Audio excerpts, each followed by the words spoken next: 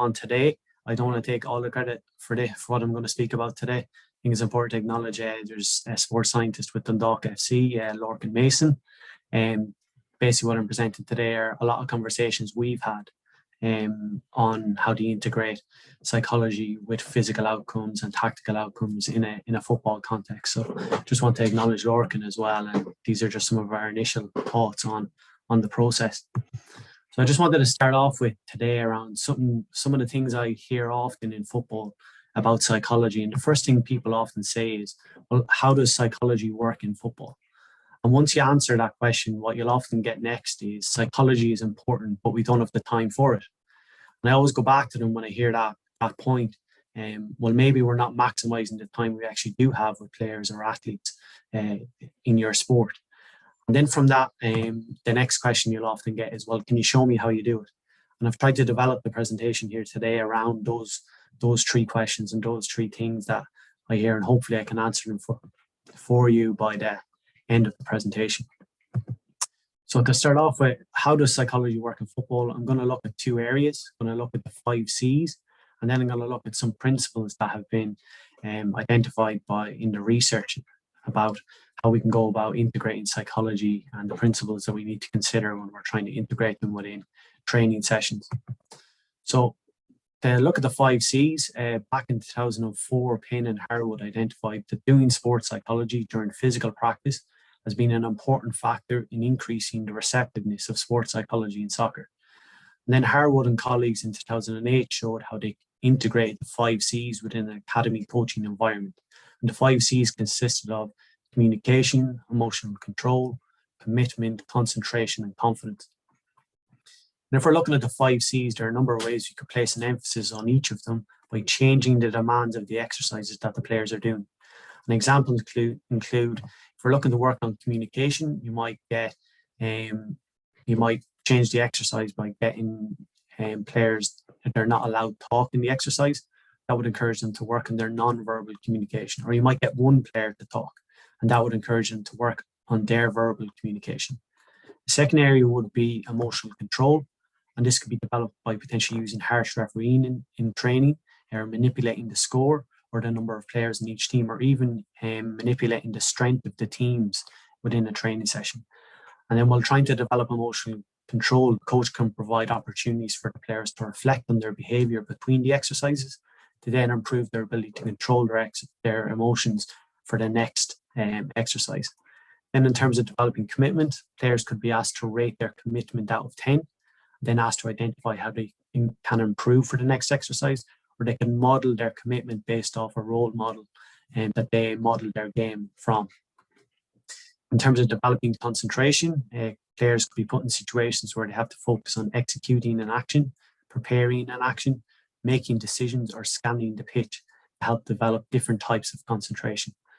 And then finally, to develop confidence, the coach could ask players to focus on using their super strengths, basically what they're good at. And then the coach could also create exercises that facilitate successful experiences, but also identifying maybe the skill level of the athlete and then progressively building the challenge point from there.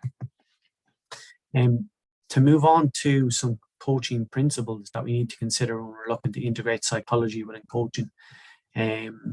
Dement in 2014 gave a number of principles that coaches should consider.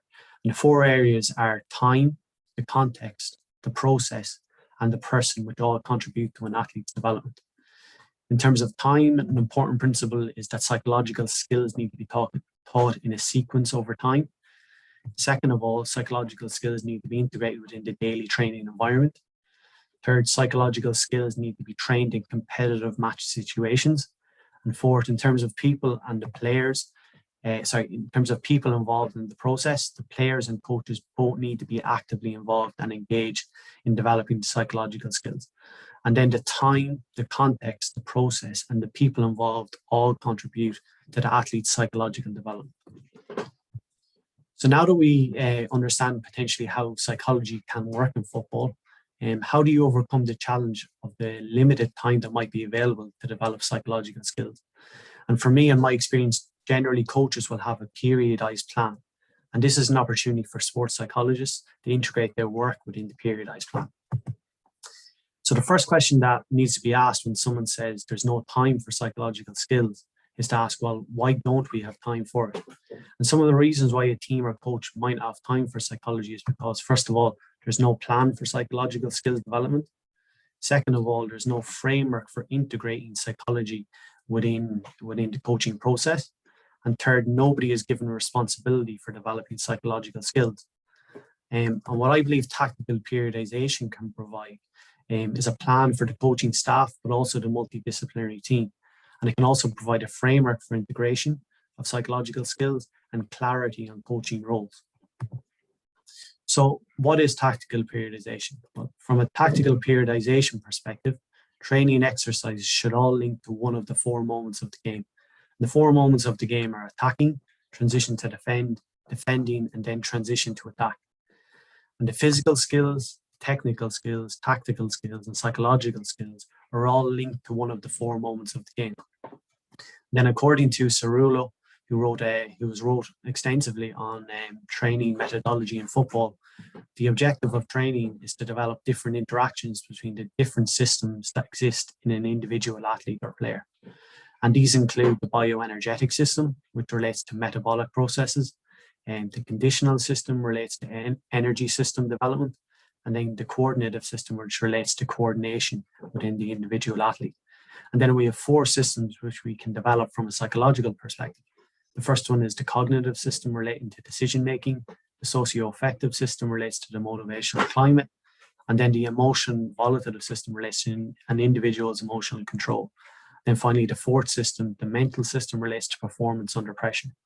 Then there's a 7th system, which is the creative expressive system, which is the extent to which an individual is trying to learn new things. And this provides a framework for sports psychologists to potentially contribute to the training process. And what I believe is the sports psychologist can add real value to the multidisciplinary team and to the head coach in being able to answer the question, well, how do these psychological factors influence performance?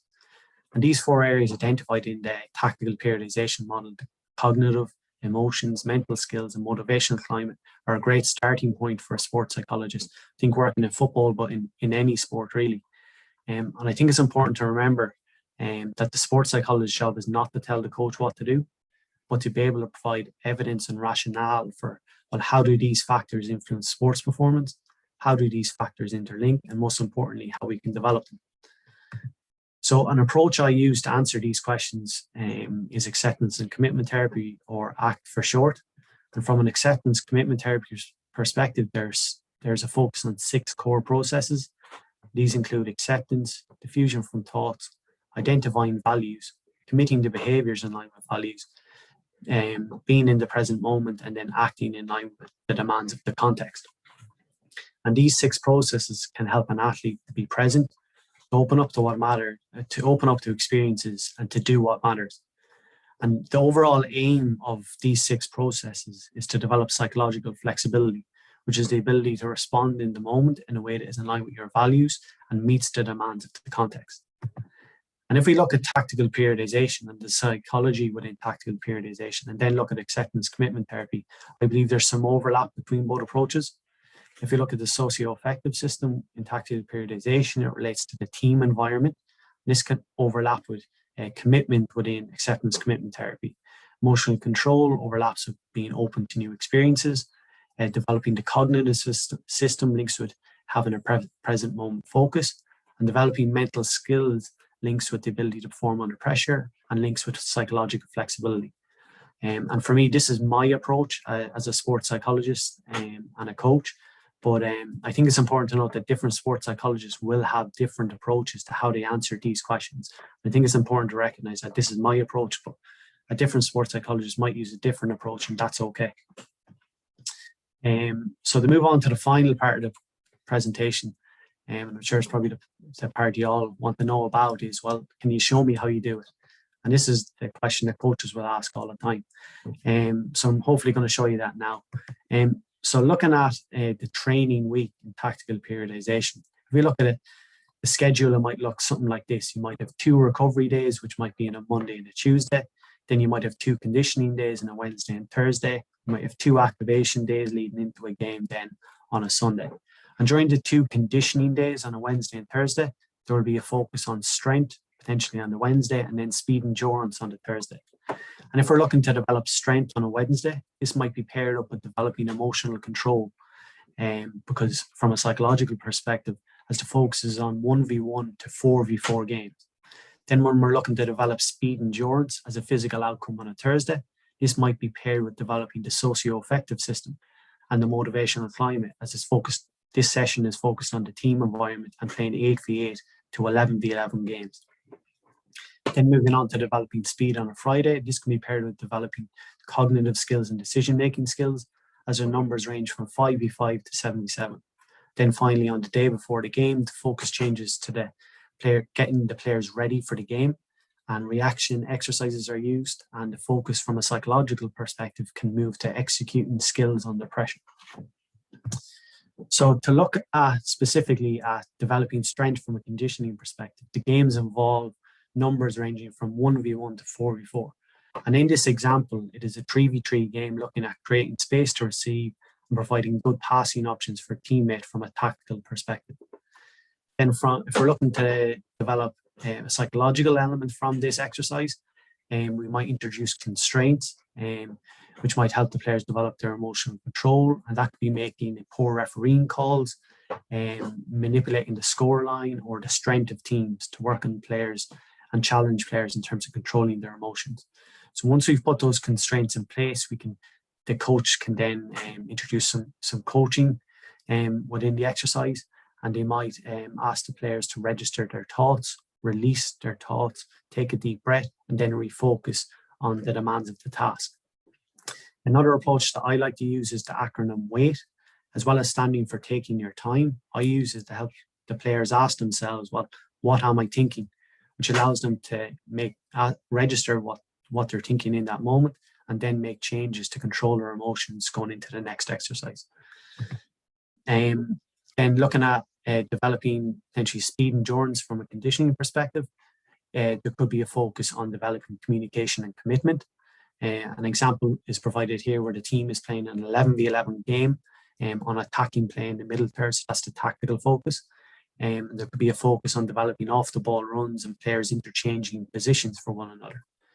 Some constraints that might lead to a challenge from a psychological perspective are that no player can speak on a team, and that will lead to a focus on body language and non-verbal communication. Another constraint might be that only one player can speak, which will lead to that one player developing their communication skills for the rest of the team.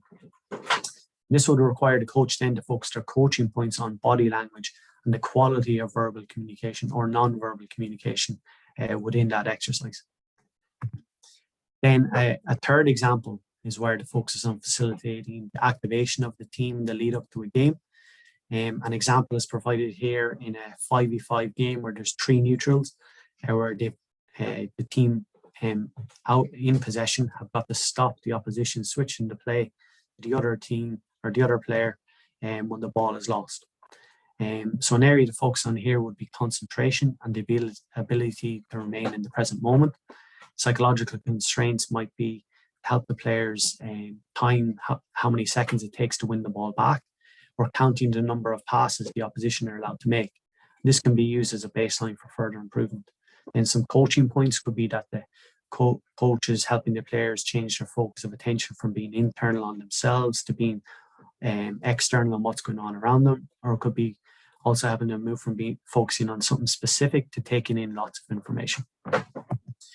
So just to finish up, I think there's some considerations overall that coaches need to think about when they're looking to integrate psychology within coaching practices. The first one for me is the number of staff you have. I think from my experience, it's too much for one coach to do tactical, physical, psychological, and technical coaching all in one go. The head coach has to have staff members with clear roles and responsibilities, and to delegate the psychological element to one of their staff members. I think the second element is if you're going to implement this model, then everyone on the multidisciplinary team and coaching staff needs to understand the periodization model, whether it's tactical periodization or a different model, but everybody needs to understand it and what the coach wants. I think the third is the most important thing in my opinion, is to understand what the coach wants in terms of their style of play, because this will determine what the coach wants in terms of their sports psychology and their psychological support. And then finally, I think an area that is probably underappreciated and that needs to be focused on more is psychological recovery. I think we as sports psychologists, but also as coaches, need to research this a little bit more to try and understand it and how we can help players recover and peak for games as well. So that's it from me. I've got my contact details there. I'm happy to take questions now. I would like, if anybody does have any thoughts or examples of how they do it in different sports, I'd love to hear about it. I'm always trying to learn myself, so I'd love to hear and learn from other sports and psychologists as well. So thank you. Thank you, David. That was absolutely brilliant. Lots of food for thought, especially now that I'm getting back into coaching and thinking, oh, I could use that. I could use that. Try to keep the little ones engaged as well. Yeah. Does anyone have any questions for David, or, as I said, any examples or thoughts that would like to share? You can come on the mic or put in the chat.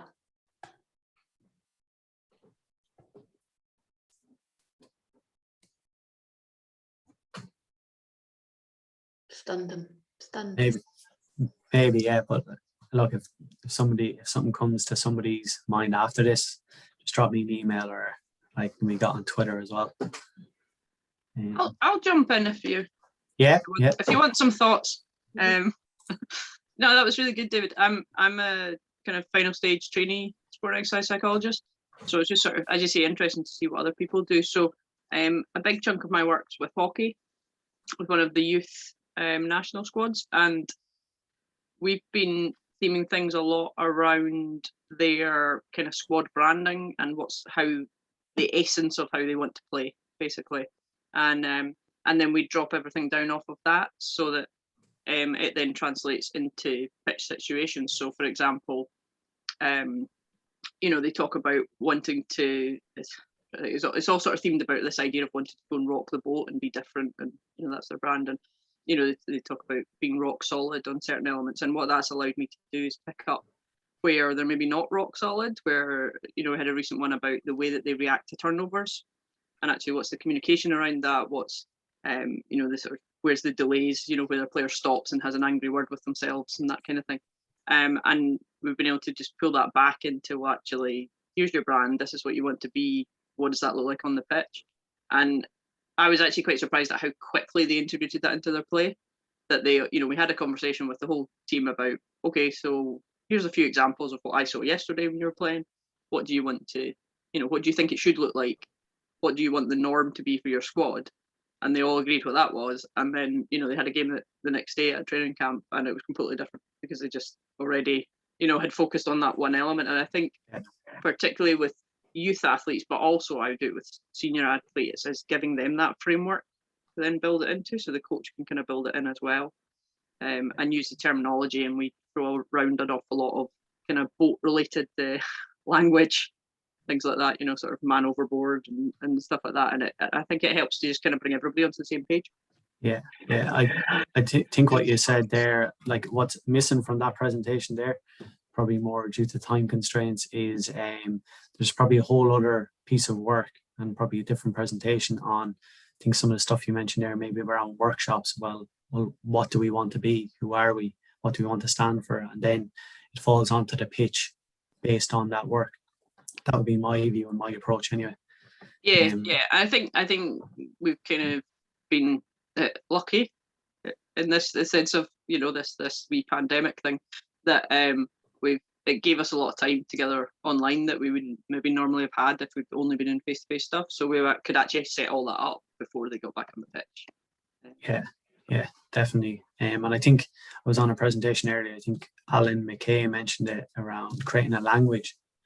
I think that's a big part as well, creating a language which everybody understands in that environment, so that people know what you're talking about when you're making specific points. But yeah, thanks for that, Eleanor. Good. I'm conscious of time, but Rachel is in Canada and I can't believe she's still up. So I'm going to give her the question because it's impressive. How did you decide on the approach of ACT was Rachel's question. Yeah, so it's an approach I adopt a lot in one-on-one work.